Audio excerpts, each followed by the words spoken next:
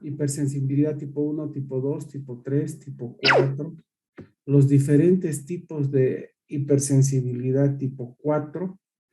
Y cuando hablamos de hipersensibilidad y de autoinmunidad, siempre está involucrado el linfocito T o B. Por lo tanto, hablamos de inmunidad adaptativa. Y acá tenemos los tipos de enfermedades autoinmunes que siempre tienen un mecanismo de daño que es una enfermedad. Alejandra, prende tu cámara, que es un mecanismo de daño de hipersensibilidad. Doctor, buenos días, estoy sin cámara. Por Dios santo. Naira, prende tu cámara. No me gusta hablarle a la computadora. ¿No? Entonces, aquí estaban los diferentes tipos de autoinmunidad, órgano no específica. Después vamos a hablar de las enfermedades del colágeno, que eran en realidad una parte importante de lo que es reumatología. Y, y vamos a hablar de lo que es la autoinflamación. Naira.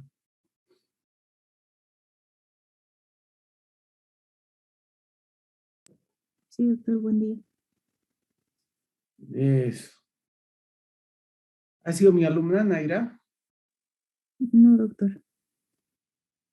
Eso está bien. Por si acaso, muchachos, una vez que terminen clases, el que quiera puede ir a pasar clases conmigo al hospital. ¿No? Se acercan y me dicen. Es absolutamente libre. Entonces, acá tenemos otro tipo de enfermedad del sistema inmunitario. Este tipo de enfermedad del sistema inmunitario ya no pertenece a la inmunidad adaptativa. Es parte de las enfermedades del sistema inmune innato. ¿Y dónde se sitúa esta enfermedad? A nivel del macrófago? ¿Y qué tipo de enfermedades se producen? Se llaman autoinflamatorias. Prende tu cámara, Naira. Eso, no te voy a dejar escapar ahora. Ha salido sorteada. Entonces, las enfermedades autoinmunes y autoinflamatorias, fíjense este cuadrado, hagan de cuenta que todo está dividido en dos. Hay, por esta diagonal, hay enfermedades que son netamente autoinmunes, como el lupus eritematoso sistémico. Y hay otras enfermedades que son netamente autoinflamatorias, como la fiebre mediterránea familiar. Pero hay otras enfermedades que tienen un componente autoinmune y tienen un componente autoinflamatorio. Entonces están divididas acá por la mitad. Y una parte es autoinmune y otra parte es autoinflamatoria. ¿Les queda claro? O sea, pueden partir como autoinflamatorias y terminan siendo autoinmunes en su mecanismo de desarrollo. ¿Ya? Y vamos a hablar un poco de lo que es la autoinflamación. Y para hablar de autoinflamación vamos a hablar de un componente importante, que es el inflamasoma. Les había dicho que cuando piensen en inflamasoma, piensen en una trampa de ratón. La trampa de ratón es capaz de reconocer lo propio y extraño. Naira, Sí, doctor. la trampa de ratón es capaz de reconocer lo propio y extraño.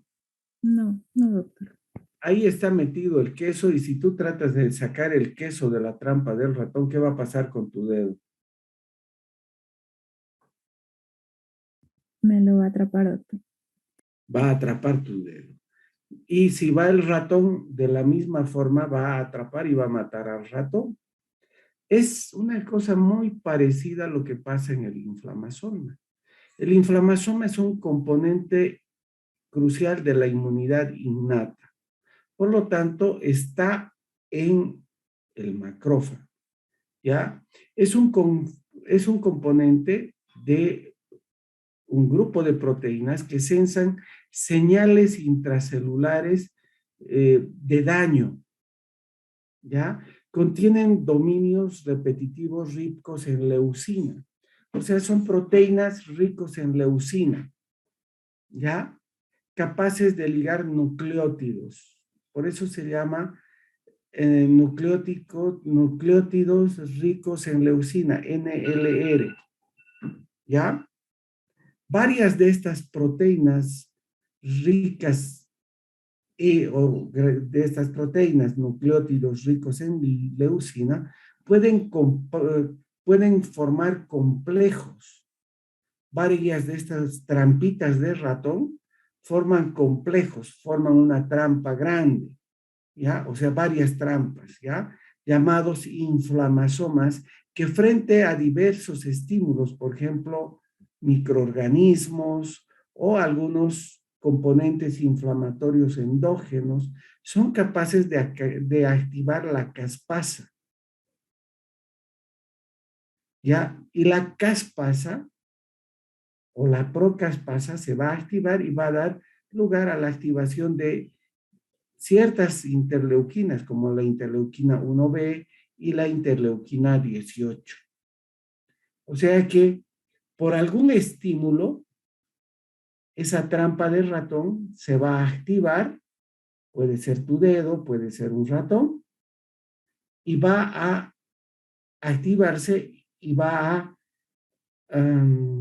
atrapar tu dedo, y al atrapar tu dedo también va a desencadenar una serie de respuestas inflamatorias que van mm, que van producir una serie de procesos inflamatorios, ¿ya? Y van a determinar activación de varias citoquinas proinflamatorias, especialmente interleuquina 1B, interleuquina 18, que de otra forma no se activan en forma significativa. Cuando hay activación de TH1, por ejemplo, se activa interferón gamma, se activa TNF, pero no se activa interferón o interleuquina 1B. Interleuquina 1B se activa cuando se activa esta trampa de ratón. ¿Entendido? Sensan presencia de injuria y señales de peligro. O sea, a la vez que tú metes tu dedo, va a sensar esta trampa de ratón, este inflamasoma.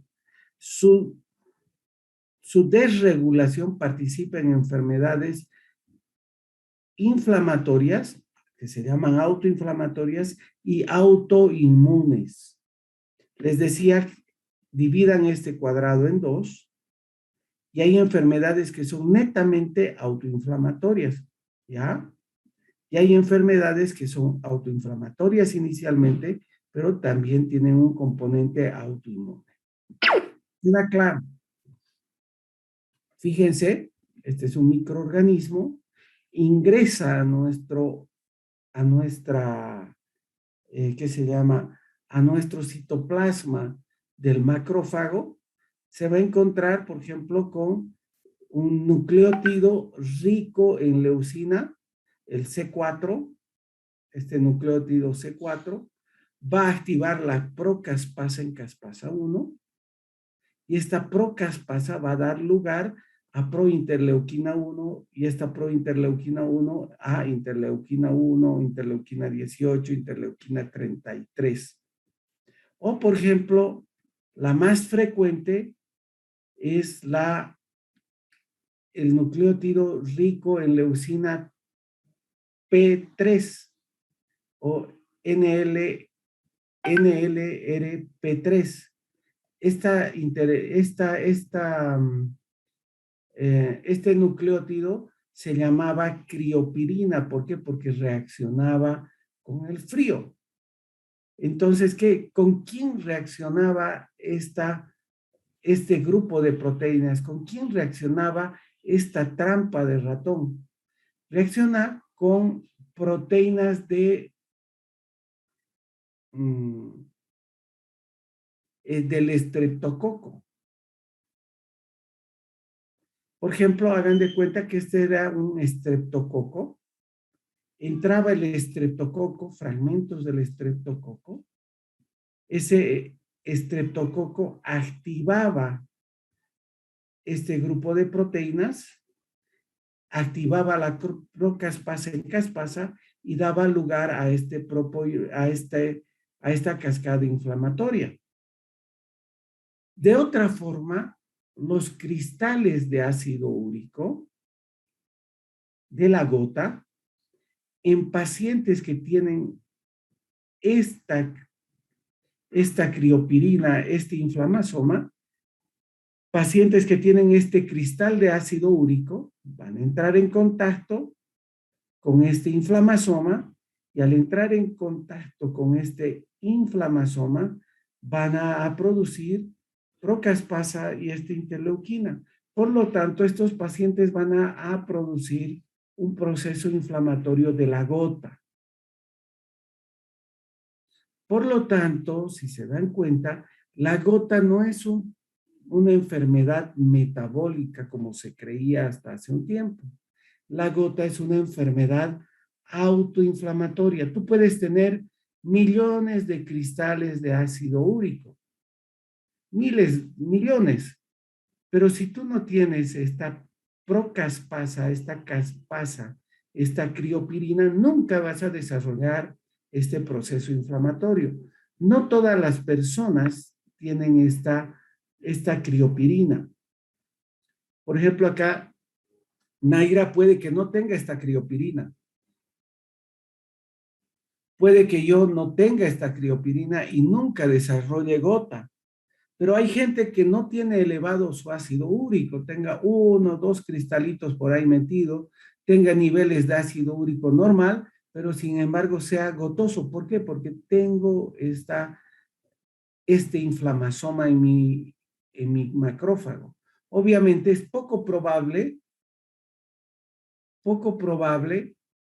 que haga autoinflamación,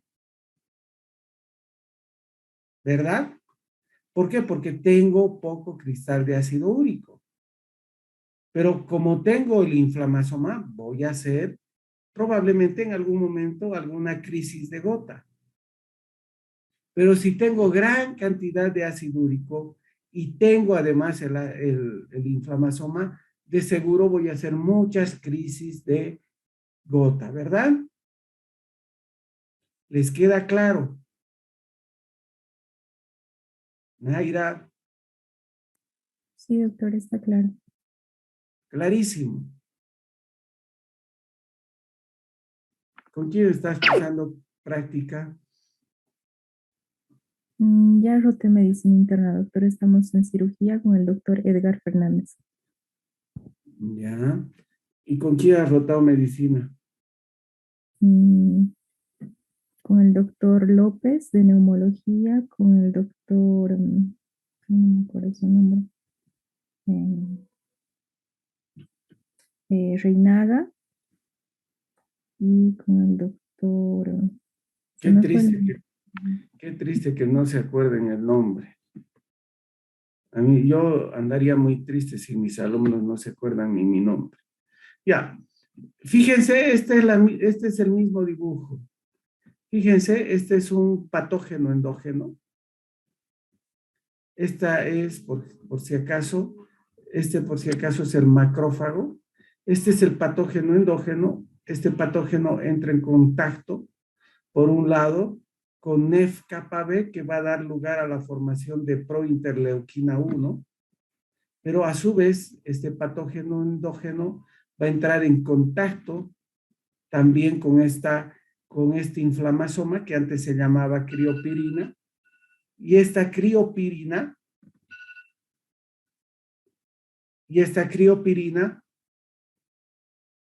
que es el NLRP3, LRP3, nucleótido rico en leucina P3, va a activarse.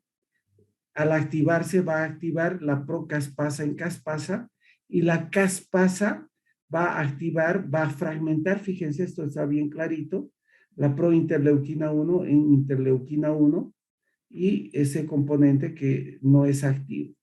Y fíjense, esta célula va a producir gran cantidad de interleuquina 1B, que es una citoquina proinflamatoria. ¿Les quedó claro qué es el inflamasoma, muchachos?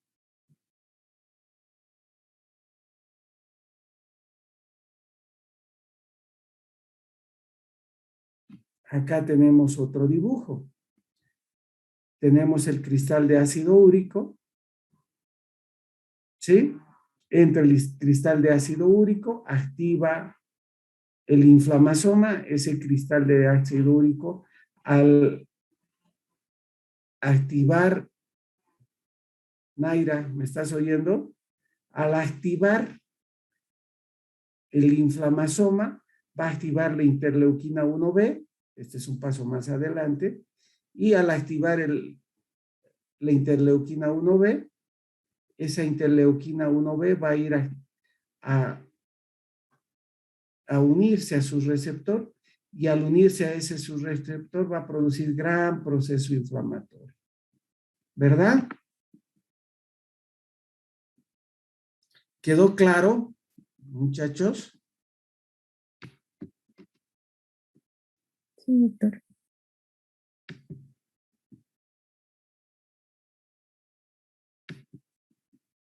¿Les ha quedado claro?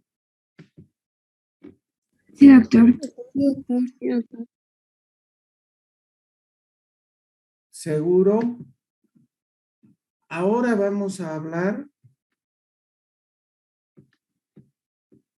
de otro componente que es bien importante. Vamos a hablar de la gota.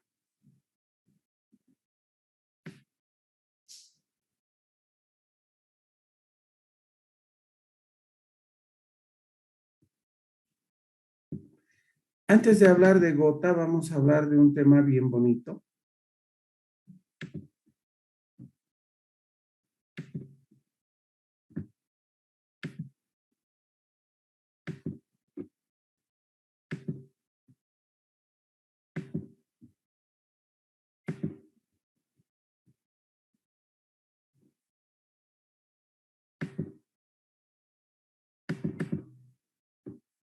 De el enfoque de las artritis. Neisy Daniela, ¿quién es Neisy Daniela? Yo, doctor. Prende tu cámara.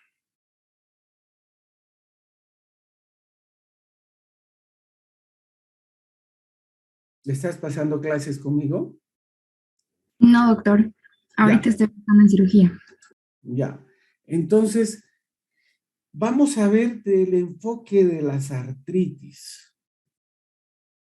¿Ya? Cuando ve, y después vamos a hablar de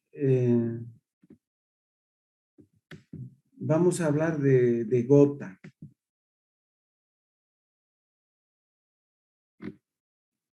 Fíjense, muchachos, para poder entender a un paciente en reumatología, la mayoría viene con artritis. Están viendo, ¿verdad? Este cuadrito. Sí, Y lo primero que uno tiene que ver es, el paciente ha venido con monoartritis, con oligoartritis o con poliartritis. O sea, es una sola articulación. Son 3 articulaciones, 3, 2, 4, o sea, muy poquitas articulaciones, o está con poliartritis? Esa es la primera pregunta que uno tiene que hacerse cuando ve al paciente con artritis, Naira. ¿Entendido? Naira. Sí, doctor. Entonces, una vez que uno ha visto un paciente y dice, es una monoartritis, háblenme pues muchachos, por favor, no me gusta hablarle a la computadora, Naira. Le estoy escuchando, doctor. Dígame. Eso, me vas a ir charlando. Yo soy de las personas que me gusta interactuar con la gente, no soy de los que está ahí, los que pasan práctica conmigo saben que yo les enseño a tocar, a palpar, a ver al paciente. Entonces, fíjense, entonces vemos a un paciente con monoartritis, oligoartritis o poliartritis. La segunda pregunta que uno tiene que hacerse cuando uno ve al paciente con artritis, Naira, es, ¿será aguda o será crónica? ¿Será una monoartritis aguda o será una monoartritis crónica? ¿Entendido? ¿Será una poliartritis aguda o será una poliartritis crónica? ¿Entendido, Naira? Sí, muy bien. Y una vez que uno ha dicho, es solo una articulación, o a veces dos, dice, es una monoartritis aguda o es una monoartritis crónica. Monoartritis aguda es de menos de 6 semanas de evolución. Monoartritis crónica es de más de 6 semanas de evolución. Y la monoartritis aguda es secundario a cristales. Entonces, si uno ve a un paciente con una rodilla inflamada, muy inflamada, o un tobillo muy inflamado, o un codo muy inflamado, esa es una monoartritis aguda. ¿Y cuál es la causa más común de la monoartritis aguda? Es la artritis por cristales. Y dentro de la artritis por cristales está la gota. La gota es mucho más frecuente en varones, jóvenes, o también podría ser una pseudogota. La pseudogota es más frecuente ya en personas mayores. ¿Entendido? Sí, doctor. Otra causa de monoartritis crónica es la infección. ¿Qué infección nos va a producir una monoartritis aguda? Es el estafilococo, el estreptococo. En general, ¿entendido? Otra causa de monoartritis crónica es el trauma. Por ejemplo, alguien que se haya ido a farrear y no se ha dado cuenta y se ha golpeado la rodilla o el tobillo. Uno va a encontrar una articulación inflamada y uno va a hacer una artrocentesis, o sea, va a sacar líquido articular y ese líquido articular va a estar lleno de sangre. Entonces, cuando uno ve a un paciente con una articulación inflamada, llamamos artritis y vemos si es una monoartritis o una poliartritis o una oligoartritis. Monoartritis es solo una articulación, ¿verdad? Y si es una articulación, vamos a decir si es monoartritis aguda o monoartritis crónica. Si es monoartritis aguda, lo más probable es que sea gota o pseudogota. Dentro con lejos, gota, especialmente si es una persona joven. No hay que descartar nunca la infección. ¿Y qué tipo de infección? Una infección bacteriana. Las más frecuentes, estreptococo, estafilococo. Otra causa es el trauma. Y si esa infección monoarticular ya se vuelve crónica, hay que pensar siempre en qué infección, Naira. Tuberculosis, y brucelosis. ¿Entendido? Y también la artrosis muchas veces da lugar a confusiones y uno puede pensar de que puede ser una monoartritis crónica por artrosis. Otra cosa que puede dar lugar a una artritis crónica, una inflamación crónica de la articulación, son los tumores. Por ejemplo, dentro de estos tumores está la sinovitis vellonodular. ¿Entendido? ¿Les queda claro? Causas de poliartritis, o sea, ya hay muchas articulaciones inflamadas y son articulaciones pequeñas y grandes articulaciones. Cuando hay una poliartritis, uno tiene que ver si es agudo o es crónico. Las poliartritis agudas, la gran frecuencia son por virus.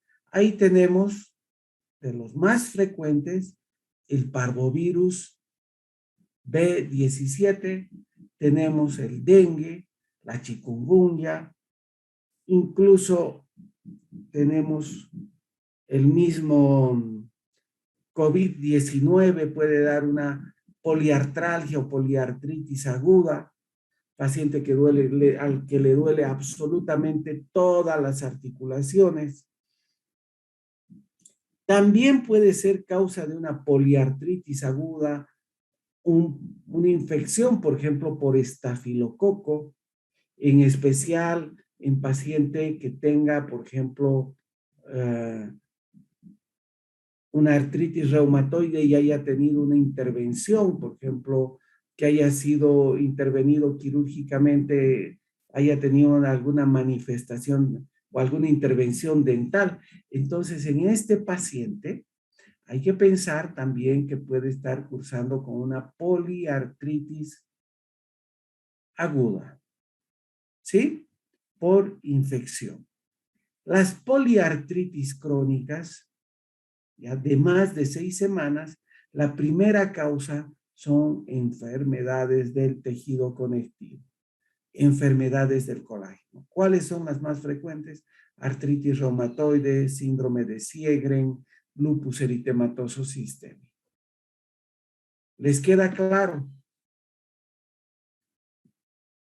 Sí. Las oligoartritis son las artritis seronegativas y básicamente están acá la espondilitis anquilosante, la artritis por psoriasis, las artritis reactivas y las artritis asociadas a enfermedad inflamatoria intestinal. Estas tienen un componente de inflamación de la columna vertebral. Hay artritis en columna, tienen el factor reumatoide, tienen todos los marcadores autoinmunes negativas, muchas veces incluso la BES, la PCR están negativas o pueden estar muy altas. Generalmente tienen artritis de 1, 2 articulaciones o 3 articulaciones, generalmente son de miembros inferiores, son asimétricas a diferencia de las poliartritis. Estos pacientes van a tener antecedentes de psoriasis, van a tener antecedentes de infección, por ejemplo, en garganta o infección genital, infección intestinal o de diarrea crónica cuando tienen las que están asociadas a enfermedad inflamatoria intestinal. ¿Ya? Están asociadas estas al HLA-B27. ¿Alguna pregunta hasta acá?